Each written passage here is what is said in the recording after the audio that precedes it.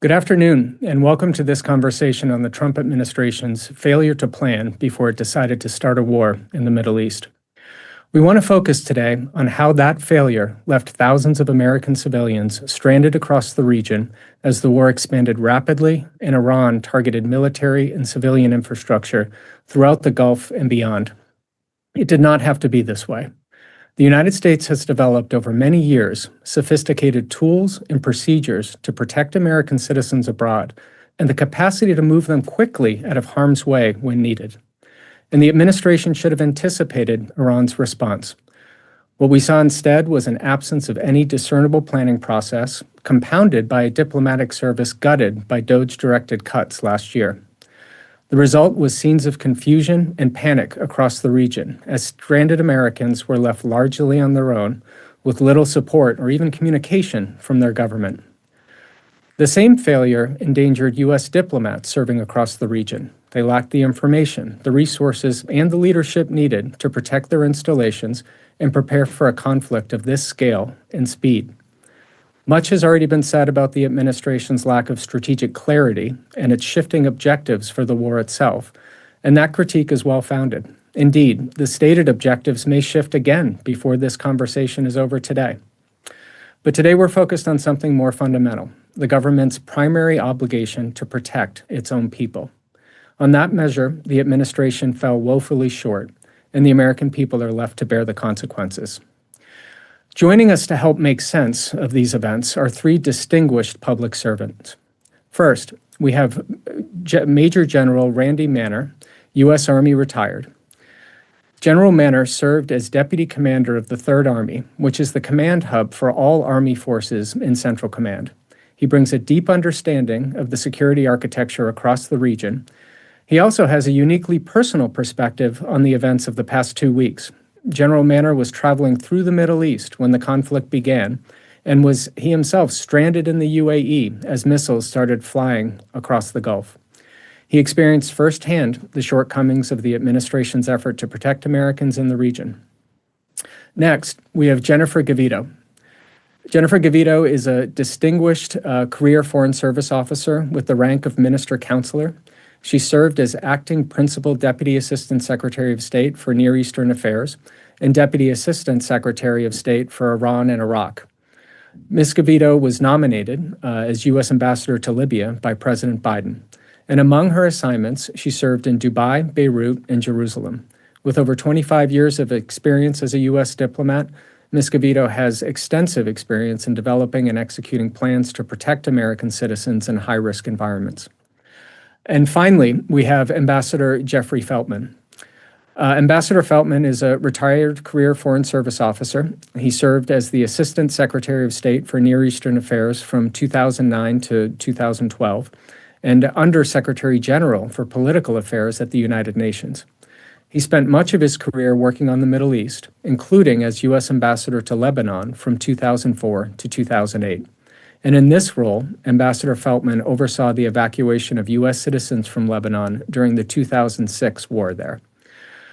With this experience navigating persistent and serious security threats to his embassy team and American citizens throughout the country, he is uniquely positioned to comment on this crisis that we're discussing today. So why don't we get us started here, and I'll turn to General Manner. General, as I mentioned, you had the misfortune, shared by many Americans, of being stranded in the Middle East as the war began. Walk us through what happened and what the conditions were like in the UAE. And more broadly, based on what you observed and your deep familiarity with the region's security environment, how do you assess the administration's overall approach and strategic objectives in this conflict? My thoughts are first, of course, with all of the families of those American soldiers that have been killed and wounded in this conflict, as well as, of course, the tens of thousands of Americans who are still stuck in the area without much support whatsoever. I was transiting, it's important for the audience to understand that I was also the Deputy Commanding General of 3rd Army in Kuwait. So I worked extensively with doing NEO operations, evacuation of civilians, as the Deputy Commanding General, working hand in hand with my counterparts in the State Department. It worked flawlessly. It was easy. Granted, the scale was much smaller than what we're seeing now, but the processes were in place to evacuate Americans. I was transiting the Middle East for work with a connecting flight in Abu Dhabi. And we literally landed and all flights were immediately canceled. And it was just surreal. Of course, we all started checking news immediately. Within 1 hour on the ground, if you can imagine, in the Abu Dhabi airport, thousands of cell phones going off simultaneously. In the same way in the US, you have severe weather warnings, except for this warning was incoming missile alert. Seek shelter, move away from glass.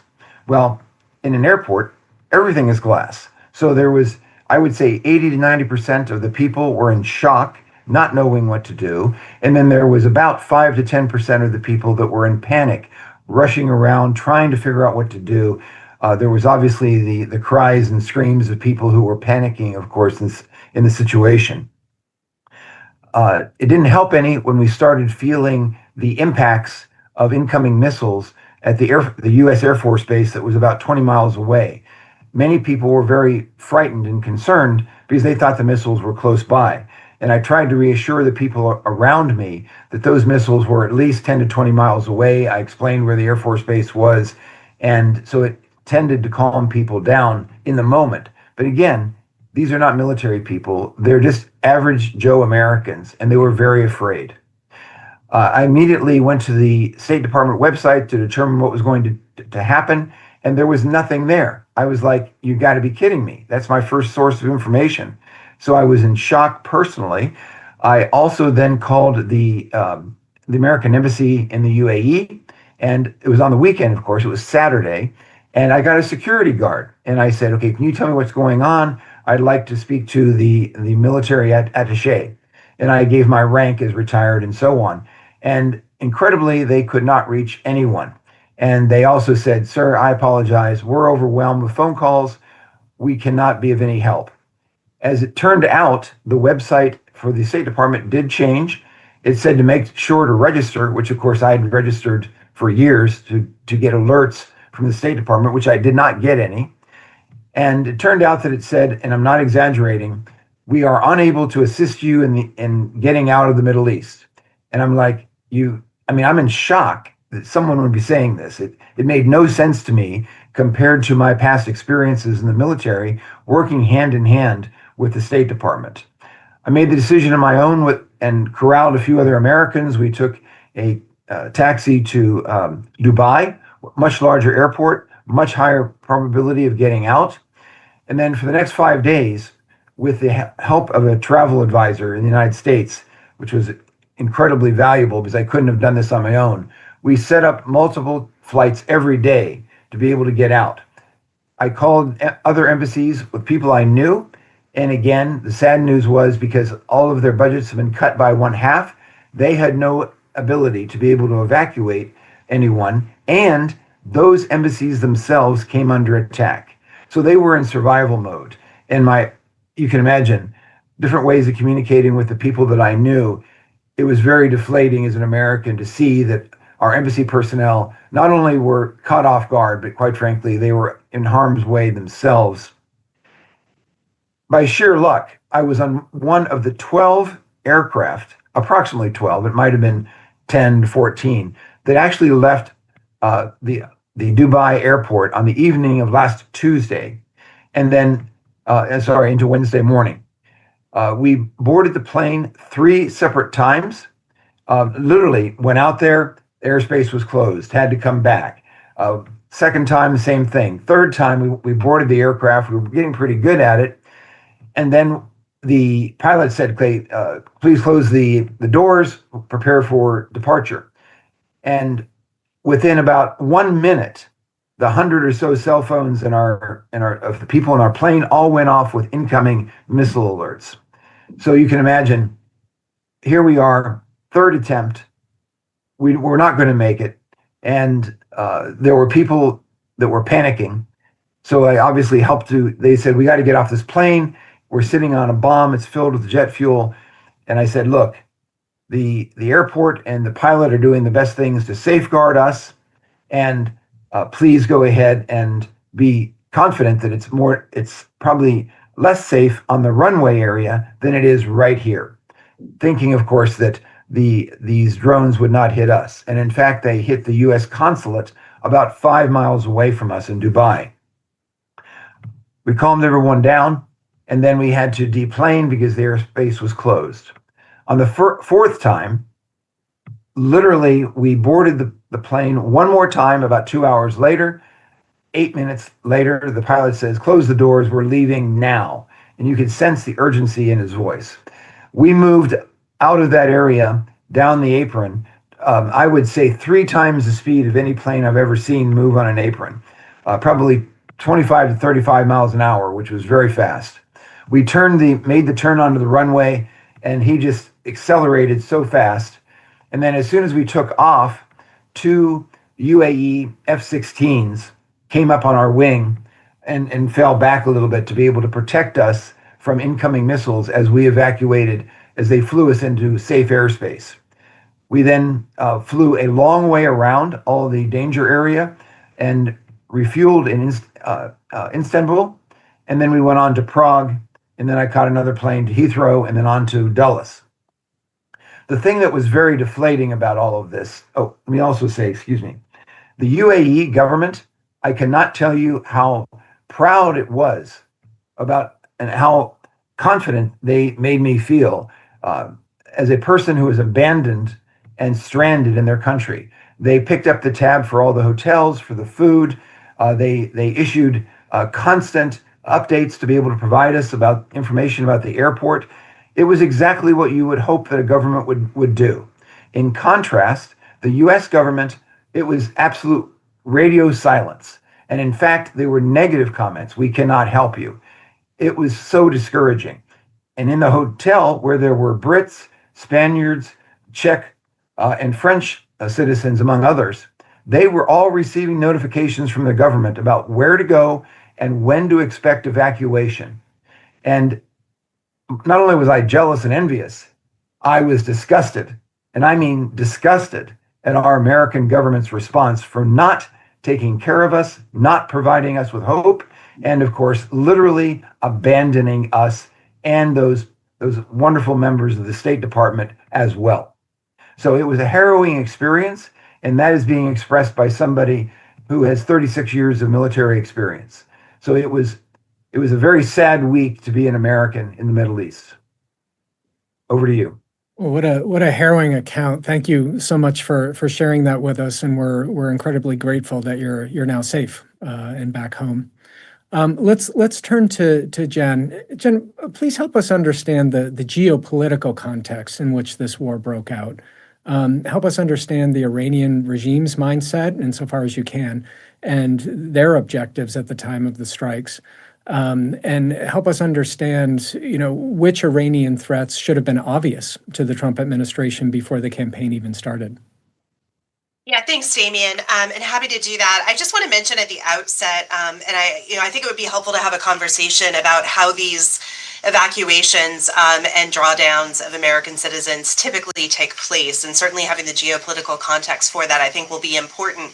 But I do just want to note, in defense of my former State Department colleagues, that they have to date successfully evacuated 36,000 Americans out of the Middle East. And so even as they themselves and their families are their lives are being upended, there is a lot of good work going on by those State Department that still remain. And so just a shout out at the top to my former colleagues on that.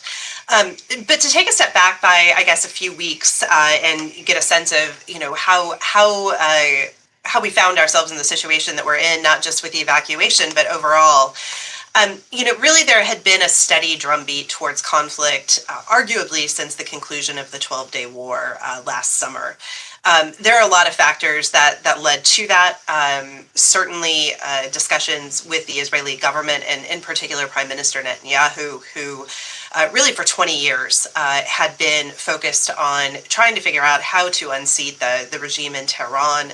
He has an election looming sometime before October. And so for those people who kind of understood that dynamic, it seemed pretty clear over the last couple of months that we probably were looking at a renewed conflict with Iran sometime before summer. And certainly that drumbeat was heightened after the brutal crackdown by the Iranian regime on civilians following the protests in January, which were sparked by further economic crisis in Iran. That was really, and I think, an opportunity for some of the hawks inside of the U.S. government and in particular Congress to make a case that it was the time to strike a blow against the Iranian regime in an attempt to, at the time, the explanation was to support Iranian civilians.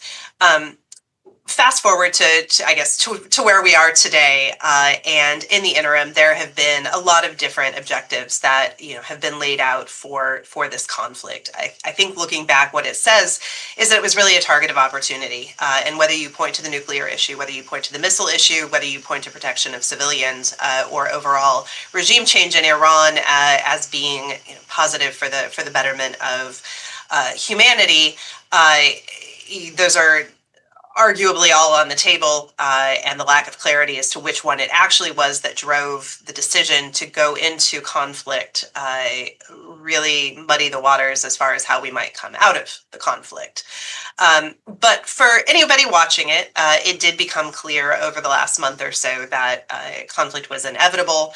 The number of U.S. military assets that were deployed to the region, the largest buildup since the early 2000s, certainly gave the impression that it was coming in one way or another. I think that, when the decision was actually made, and much was made of this, but one of the things that I was watching that was deeply concerning over those weeks was the potential that one or other side misunderstood each other and that misread the situation, either Iran lashing out first because it expected an imminent strike, reading the same tea leaves that we all were, seeing the buildup of military assets in the region, or that Israel would jump the gun and start a conflict, much as they did in the 12-day war, and that the United States would be compelled to follow. In the end, it was neither of those, and it was a coordinated U.S.-Israeli action based seemingly on an assertion that an attack by Iran on Israel was imminent. Normally in the background of this, and I don't want to jump into to Jeff's lane, as he's got far more direct experience, but having dealt with such evacuations from both the domestic side and overseas, through this period of time, normally you would have a series of what we call emergency action committee meetings, where you gather information and determine what the status of support for Americans, but also for your own people is, what red lines might be crossed, how you judge what the right moment is for considering whether you should draw down your presence in a country in some way. And that this, would be kind of an ongoing conversation with everybody understanding what the roles and responsibilities would be going into that. I think what's troubling in retrospect is, again, as Major General Manner points out, that, it seemed pretty certain that we were headed into conflict, but that those steps weren't necessarily observed, whether it was a breakdown on the ground at embassies or more likely a breakdown in leadership in Washington remains a bit obscured. But one way or the other, that is where we found ourselves. As far as what the Iranian reaction was and what the State Department found itself in a position of reacting to was largely predictable. Unlike the 12-day war, in which Iran took somewhat de-escalatory approach to its response, signaling in advance how it intended to respond, giving U.S., Israel, and its allies sufficient time to direct its defenses in a certain way. This time around, I think that the regime is really looking at this as an existential threat. And as such, they are taking an escalatory approach rather than a de-escalatory approach. And so, while there's been, from the president on down, some comments about having not been able to foresee the attacks that we've seen on the Gulf countries in particular, and on specifically on their, for example, energy and infrastructure, targets. I think if you regard Iran as a rational actor feeling under threat, it was clear that they were going to throw anything that they had at this problem. And that's precisely what we've seen. For the record, I think, we're only beginning to see the beginnings of that. We have seen 2 major cyber attacks over the last 36 hours or so. There have been reports that certain incidents overseas have been attributed potentially to sleeper cells. I don't think that's been verified publicly, but that remains out there. So as their missile and drone stockpiles start to diminish, I think we'll continue to see more asymmetric attacks, chief among those being the closure or effective closure of the Strait of Hormuz. But again, this is a regime that is under existential threat and doesn't really have a lot to lose. This is why for 20 years in these discussions inside government and military, there was constant warning that if you attempted to unseat the regime, that the likely beneficiary of that was the IRGC's consolidation of power. And that regrettably, I think, is the situation that we are potentially facing at this point, which makes how this conflict ends even murkier than it was a few weeks ago. So let me stop there. I'm sure there will be plenty to discuss in the questions, but I do think it's important to get to a discussion of what Americans can reasonably expect from their government and how that decision making is framed. That's great, Jen. Thank you so much. And I really do want to underscore the point that you made at the beginning in terms of the hardworking, dedicated core of Foreign Service officers that serve not only in the Middle East but around the world, and the professionalism that they bring to bear. If they have good direction, and a good strategic, set of guidance above them. Let's turn to Ambassador Feltman. Before I do, I just want to tell everyone in our audience that if you have questions for our panel, start to submit those, because after Ambassador Feltman makes his points, we're going to turn to the audience. But let's do that now. So, Ambassador, drawing on your experience as ambassador to Lebanon during the war in 2006, walk us through the preparation for a potential non-combatant evacuation. How is that supposed to work? And against that standard, what were the failures that you saw as things played out over these past couple of weeks? Well, Damian, thank you very much for the question, for having me on the panel with Major General Manner and my former colleague and friend, Jen Gavito, who actually was in Beirut just before the evacuation, but managed to get out before the war started. But going back to July 2006, Hezbollah dragged Lebanon and Israel into war on July 12th. The first 4 days of that war in 2006 were the most excruciating days of my entire Foreign Service and diplomatic career, because suddenly we had 15,000 Americans who wanted out, and we had no means to do so. We had no advance warning. All of those things that Jen talked about, we didn't. We kept the emergency action plan up to date. We kept our warden system, which is sort of a cascade network of how you reach Americans across the country. We kept that operational because the security environment in Lebanon was always capricious, shall we say. But we did not have any advance warning that Hezbollah was going to drag Lebanon and Israel into war on July 12th. The only thing we had in terms of physical ability to move people was a helipad that could have limited capacity, taking people to Cyprus by the handful. Now, the State Department's policy, the U.S. government's policy, is to warn Americans in advance to leave by commercial means. So it's your responsibility to leave by commercial means. But what if there aren't any commercial means? What if the Israelis had cratered the airport? The Israelis had blockaded the port. The Israelis had bombed the crossing points into Syria. There was no commercial way to leave Lebanon, and we had 15,000 Americans who were trying to leave Lebanon, many of whom were camped outside the embassy gates, and we had no means to do so. So scramble. So suddenly we're scrambling. And we have to set up task forces both at the embassy and in Washington. We have to figure out where their military assets. Make connections with the military to see what can be moved. There was nothing in the immediate vicinity at the time. We had to find commercial means of transport because we had 15,000 Americans who wanted our help.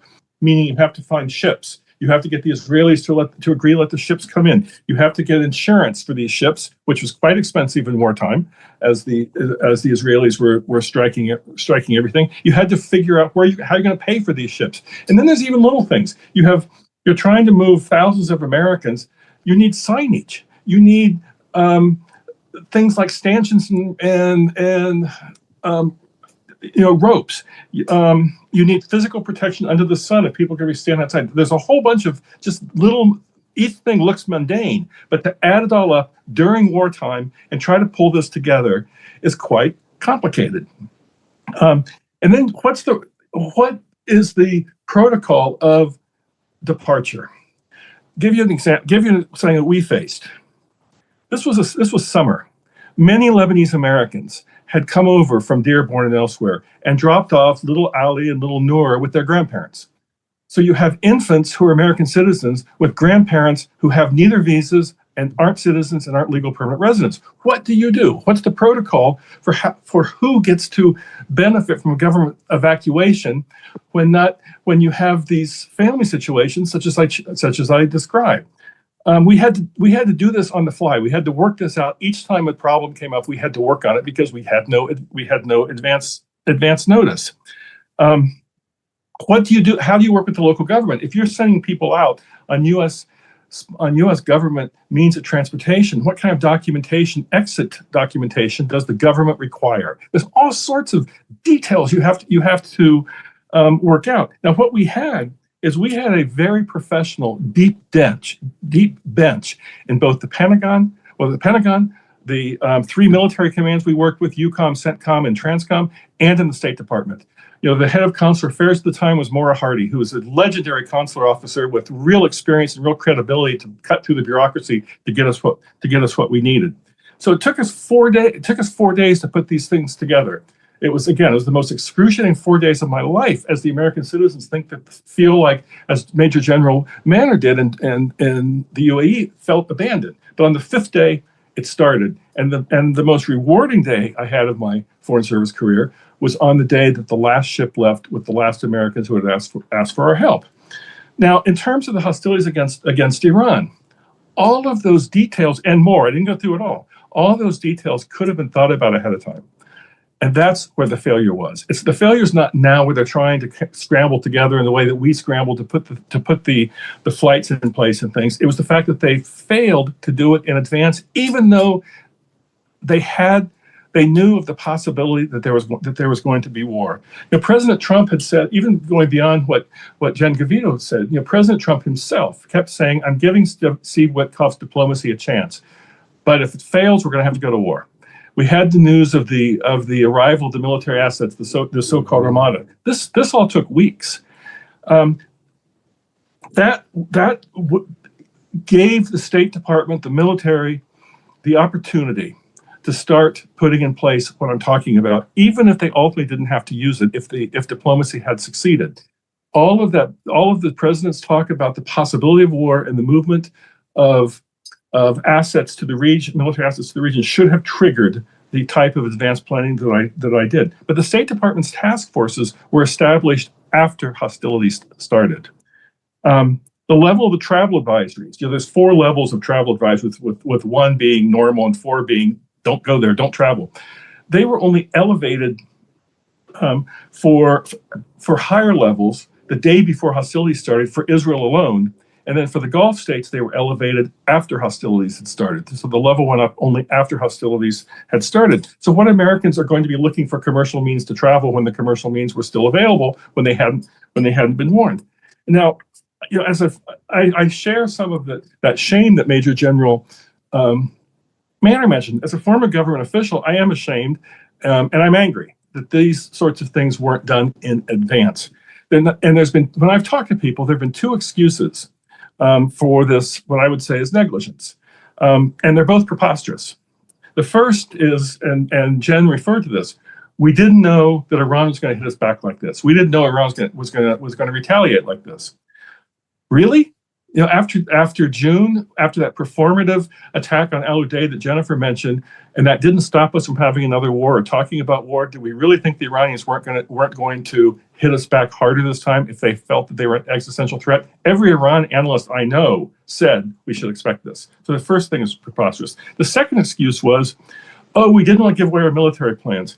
If we had started to give give the authority for families to leave the so-called authorized departure, which is voluntary departure for non-essential families members and non-emergency staff. That would have given away our plans. Really, when the president is talking about we might have to go to war to begin with when we're moving an armada.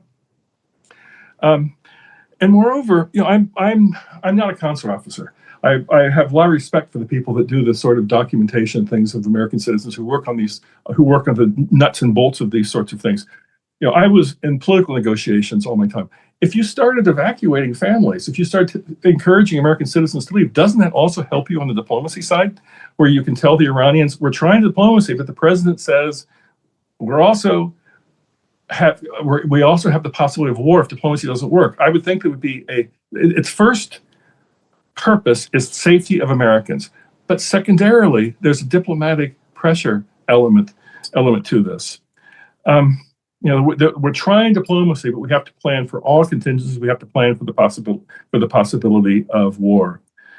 My conclusion is that this was a complete dereliction of duty by the president on down for what the president said in his State of the Union address just a few days before hostilities started was the number one priority for the U.S. government, the safety of American citizens. And one of the saddest things about my former employer, the State Department, where I was so proud to serve for nearly 3 decades, was comments I've heard where professionals knew that they should be doing this, and they were shut down by the senior leadership, that they were afraid to push the issue because the senior leaders didn't want to hear it. Well, it's a sobering point to finish on there. Thank you, Ambassador.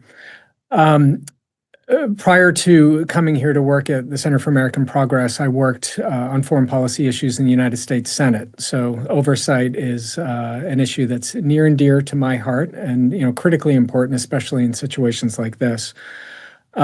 Secretary Rubio's office produced a written defense of its pre-strike planning, claiming that the department had, quote, planned immediate measures to protect and evacuate U.S. personnel, unquote, before Operation Epic Fury was launched. But that defense includes no documentation, no timeline, no reference to specific plans. What specific plans or documents should Congress demand at this point, given your experience of seeing how the sausage making kind of works from the inside, the paper trail that is connected to incidents like this? What kind of documents should they demand? Emergency action plans, crisis management cables, consular bureau coordination records. What are the documents that Congress should be asking for? And in your experience, what do you think that those documents would show in terms of the work that might have been done, again, at kind of a working level within the State Department? Turn to Ambassador Feltman first.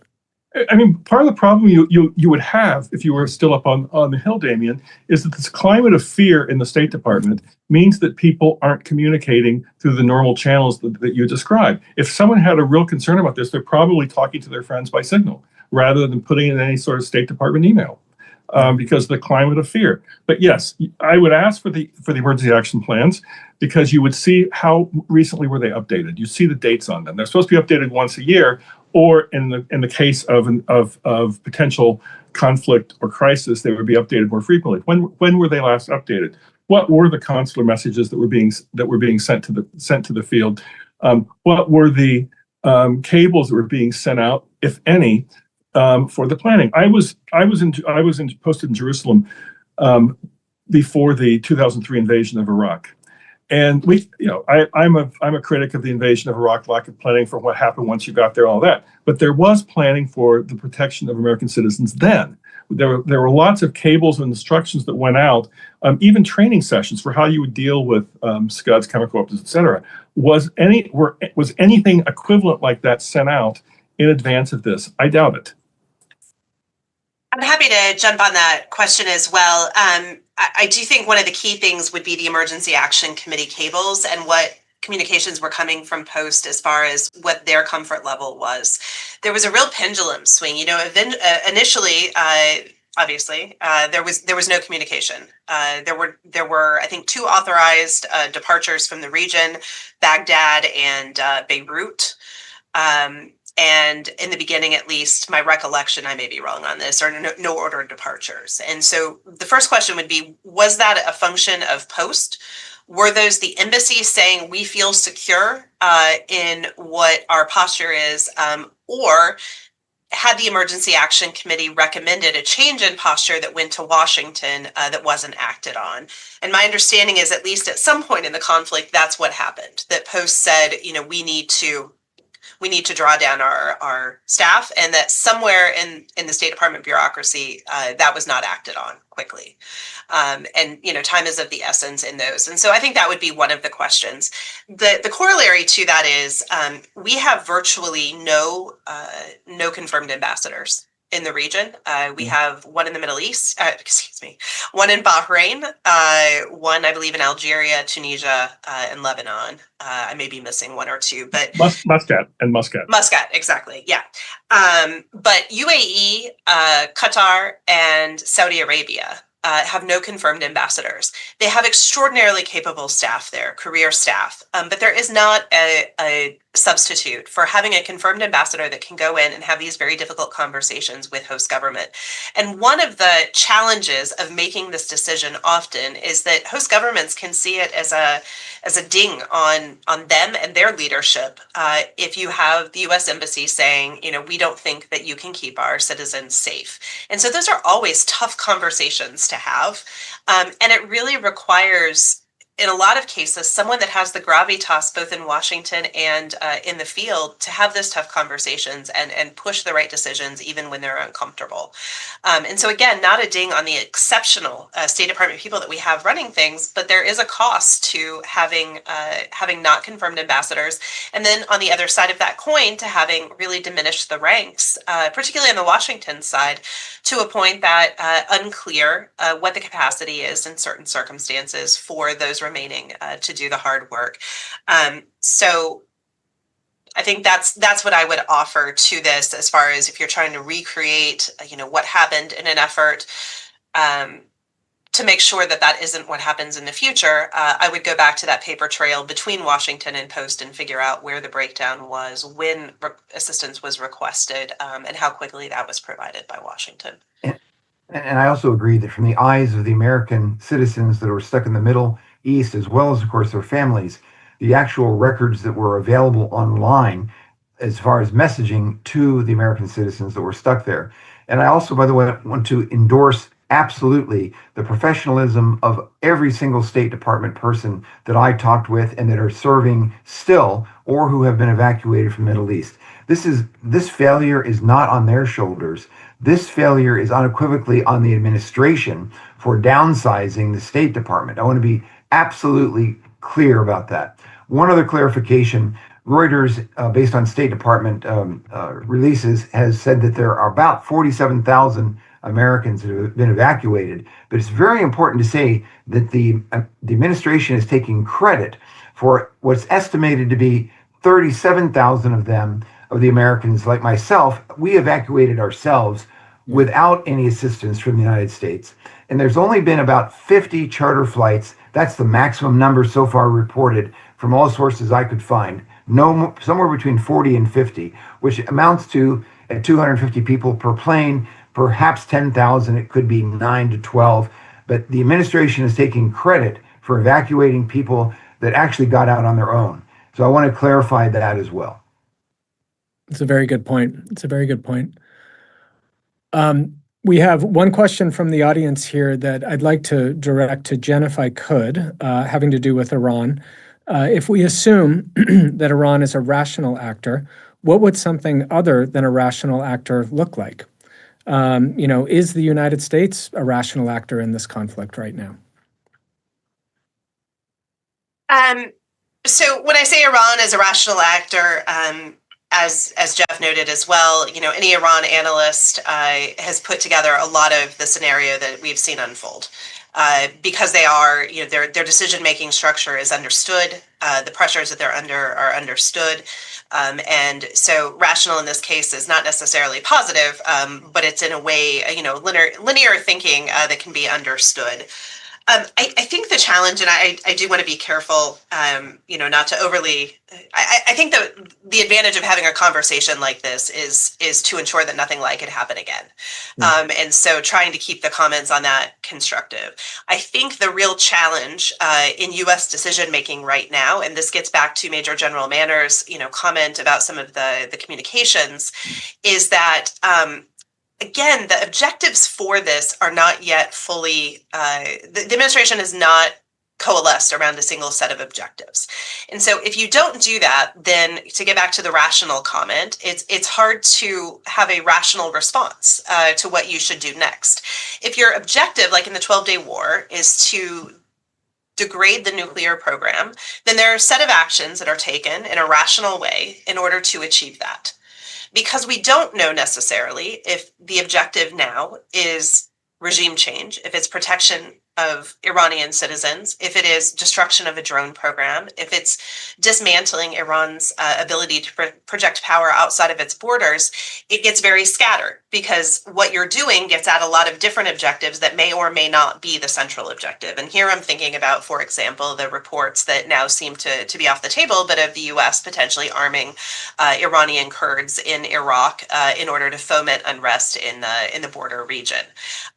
That's not necessarily a rational action if your overall objective, for example, is to degrade the nuclear program. So I think that's been the biggest issue that I see. That has extended, of course, then to messaging, because if different members of the administration have different objectives and there isn't a policy process in Washington that draws those individuals together, has a conversation and puts everybody on the same page about what those objectives are and how we are communicating to American citizens about how we're going to achieve them, then you end up with where you are, which is, no, everything is fine. Americans don't need to leave because it is safe. Or the next day, Americans need to leave the Middle East right now, or a day after.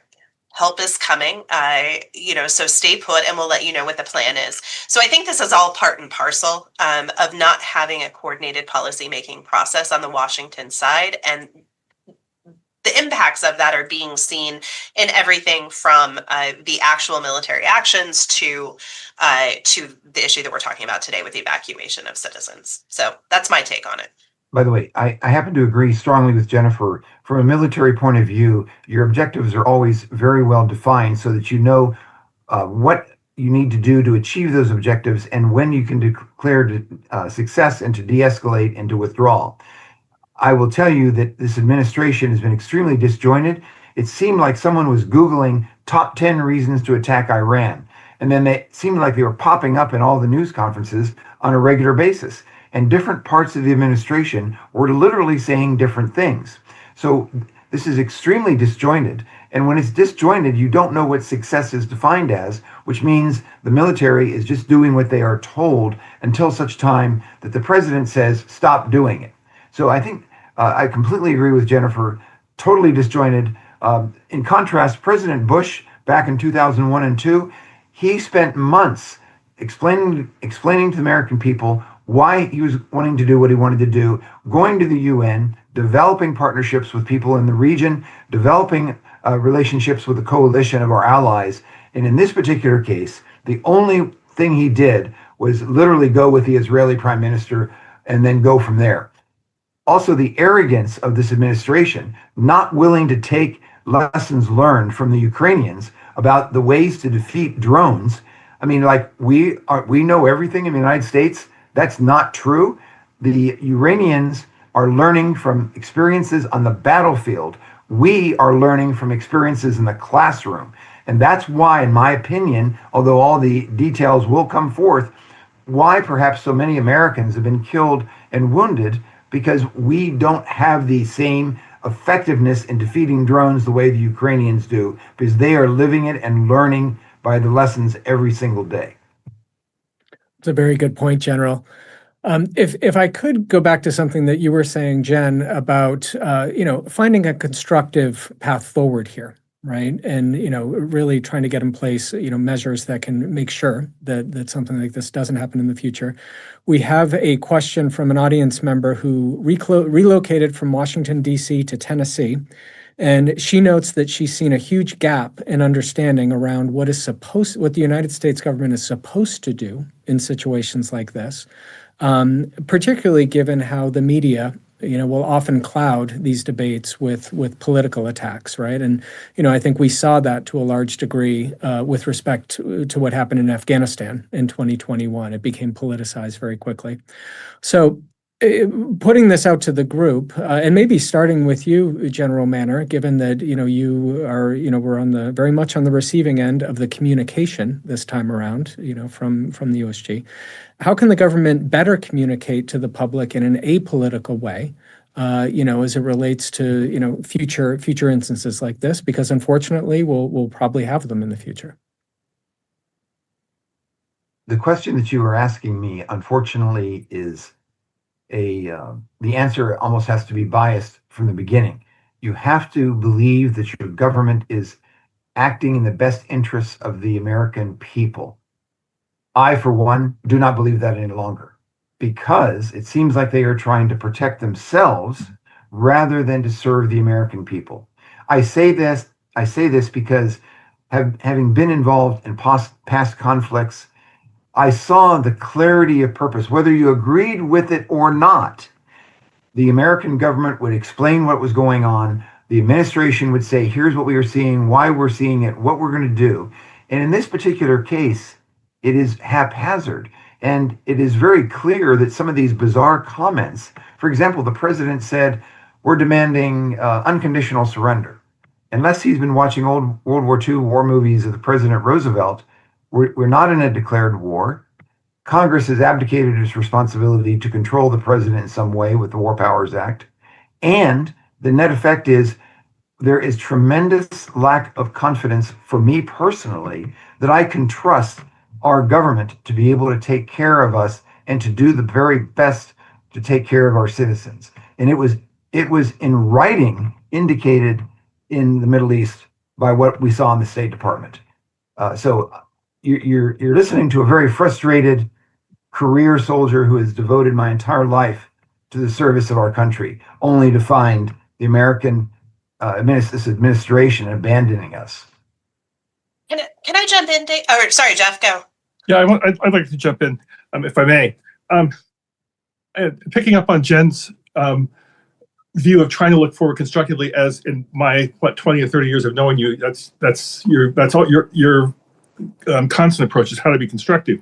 I'm going to go back even further. 2006 is ancient history at this point, but I'm going to go back even further to the Lockerbie explosion. If you remember, there was a terrorist attack on a TWA jet over Lockerbie, Scotland, in December 1988, and Americans were killed. And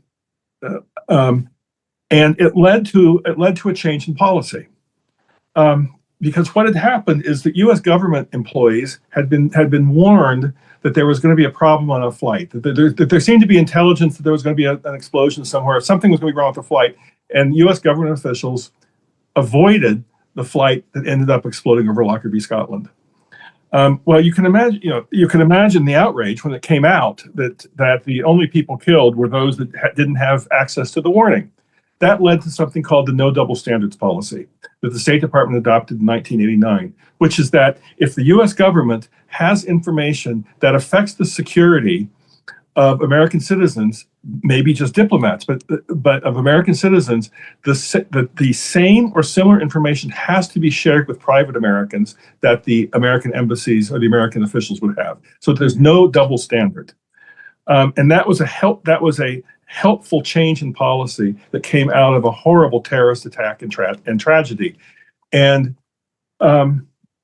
so perhaps there are things that can be done that we can lessons learned from this, that certain policies can be put in place that would trigger earlier elevations of warnings. For example, like if the president of the United States is talking about the possibility of war, well, then you need to automatically start raising the level of warning in the travel advisories. Because the goal is to have as few American citizens who need to have U.S. government help in evacuating as possible, that you want to have the American citizens leave by commercial means. It's their responsibility to find commercial means to leave. But if they don't know that there's going to be a problem, they're not going to look for commercial means. Or if the commercial means are all shut down, as they were in Lebanon in 2006, that's when it's politically unviable for the government to say, well, you didn't leave. You didn't leave under commercial means. It's going to be required to have some kind of government help when the commercial means aren't available. But again, you want to minimize the number of Americans who are in harm, in danger's way, which means you need to find ways to elevate those travel warnings in a way that they weren't elevated except in the case of Lebanon and Israel until after the hostilities had already started. A final comment, Damien, on your former congressional hat, putting your former congressional hat back on. If you were doing an examination of all this afterwards, I would also look at when families go back to the Gulf posts. The 6 Gulf Cooperation Council countries all were what's called accompanied posts. They all had families there. It was the diplomats and families were there. I would expect that the Gulf countries, whenever this war ends, are going to want to have families back there as soon as possible, because they're going to want to project normalcy to try to restore the confidence in their security for business investments and tourism, et cetera.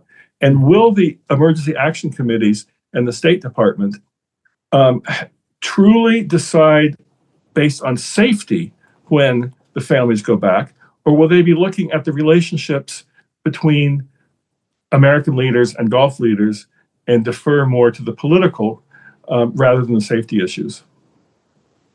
And those decisions, Ambassador, would get made at the White House, correct? Well, technically, they would be. It's the Emergency Action Committee that Jennifer described as an embassy function that meets periodically, meets more frequently. So we met daily during the 2006 war. Would make a recommendation to Washington and to the State Department, and the State Department would decide. But the State Department is obviously going to consult with the White House on something that becomes political. And Marco Rubio is the National Security Advisor and the Secretary of State. We have one question here that I'd like to direct to Major General Manner. What impact do these discretionary wars, right? And what we're seeing is, this is a choice that the president has made. What impact do these discretionary wars have on the readiness of the U.S. military?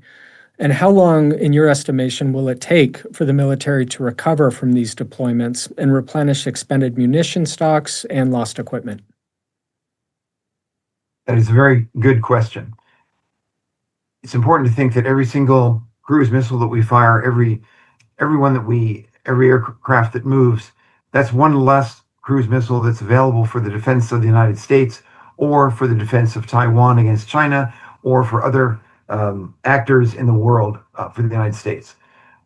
These weapons are being expended at I would estimate perhaps 30 or 40 times the rate that we can replace them. We do have sufficient stockpiles that are being kept in reserve, absolutely. At the same time, the administration's comments that we have unlimited munitions is a falsehood. That's not true whatsoever. They are taking efforts to be able to enhance our manufacturing capability, but these missiles cost many millions of dollars, whereas a drone, $50,000 to $100,000. The impact on our readiness, every time that we have a carrier task force that is deployed, it has to come back after about a year to 18 months for perhaps as much as 12 months of refit and rearming back in the United States and rotation of crews and so on. So there is a significant degrading of our readiness whenever we use the military as aggressively has been done under this alleged peace president. Even the impact of moving a aircraft carrier task force to the Caribbean, which defies all military logic, of course, to be able to intercept drug boats, that was at a cost to our readiness to defend literally our homeland.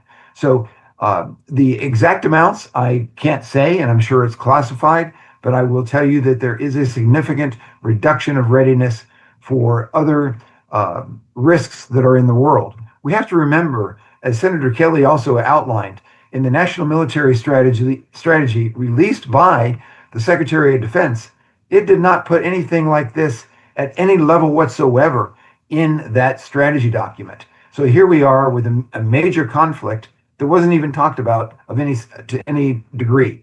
So it, again, disconnected and very disconcerting. The way out of this has got to be de-escalation.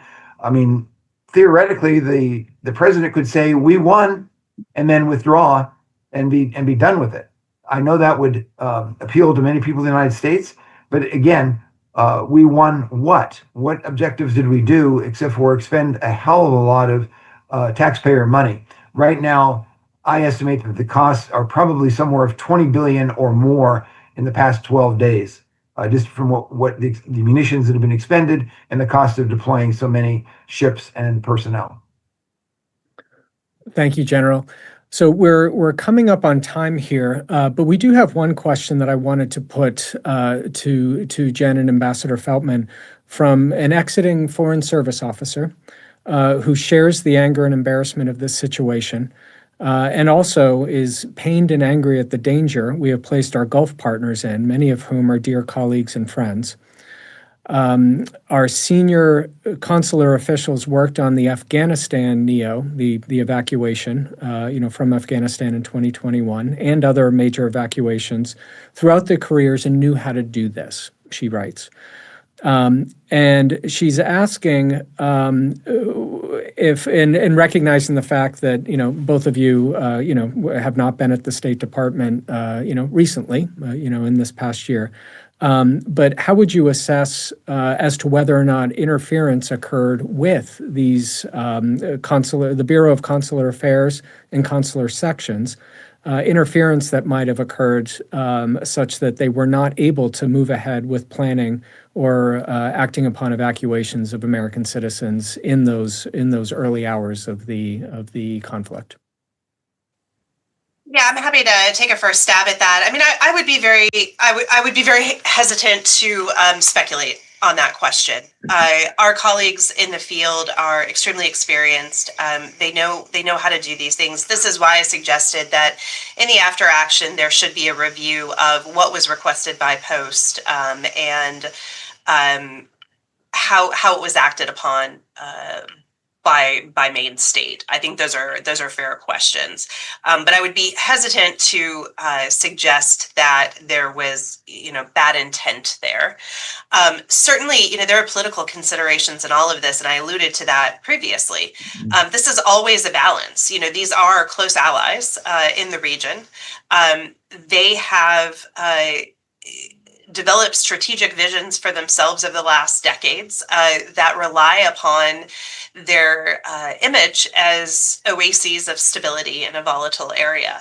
And that image, for what it's worth, is quite central to President Trump's own economic vision, looking back to his May trip to the region and the $1.4 trillion in deals signed there. So no doubt there is a lot of political consideration that goes into all aspects of our diplomacy there. But I would hope that would not have colored decisions being made about the well-being of our staff overseas or of American citizens. I tend to think that there was a real breakdown in messaging, both within the administration and what the objectives were and what the timelines were. There's plenty to suggest that the negotiations were going on even as the decision was being made to strike. And so there were, at least two different channels there.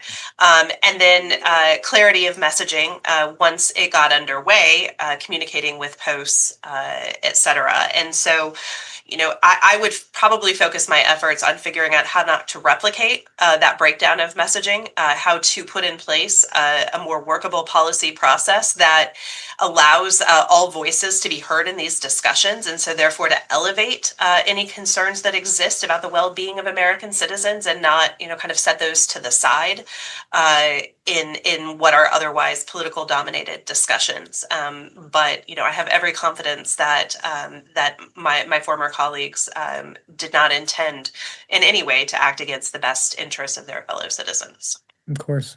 Anything you want to add on that, Ambassador Feltman?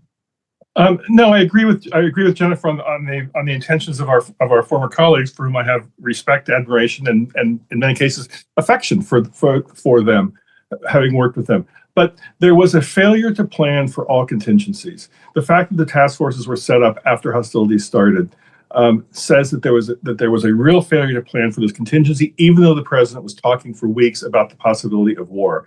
And so the after action review has to be, why didn't the president talking of the possibility of war trigger the type of planning that would have allowed the evacuations to start immediately rather than have to scramble, as General Manner has explained? Damien, can I just jump in on one other thing? In your former perch in SFRC, I mean, the advise and consent responsibility of the Senate, it's not just ambassadors that are missing in the field. It's high-level officials, and it's high-level officials that bring with them the requisite experience to know exactly how to do the things that Jeff just described. Mm-hmm. And so, making sure that people are in positions of responsibility that have that experience and know what levers to pull on, I think is a critical piece of this equation that has not been exercised. It's an excellent. And if I could add one last comment real quick, is that I don't think that the State Department employees don't know what to do. I know they know what to do. The question is whether or not senior administration officials are listening to them. In the Pentagon, that is exactly what is going on, is that the military are providing good advice to the civilian appointed leadership. And in many cases, they are ignoring it or issuing counter guidance. So not questioning whatsoever the State Department professional employees or our military, it's above that. Yeah, I think that's a very important point to end on. So thank you both. Want to thank our audience for joining us. I would point our audience to the Center for American Progress website, americanprogress.org, where our analysts have been producing since the Saturday that the war began, looking at the costs to the American people, not only first and foremost in terms of lives and the casualties that we've seen, but the impact on civilians, as we've talked about over this past hour, who are stranded in the region, all the way through to gas prices going up and other prices going up as a result of this war. So I would encourage folks to check out our website. Andrew Miller has been doing a lot of excellent work in this space, as has Allison McManus on our team here. I also want to thank all of our panelists here for taking time out of your busy schedules. Thank you so much for sharing your insights and your experience. And again, Major General Manner, welcome home, and we're grateful that you were able to make it out safely. With that, we're a wrap, and thank you again. Take care.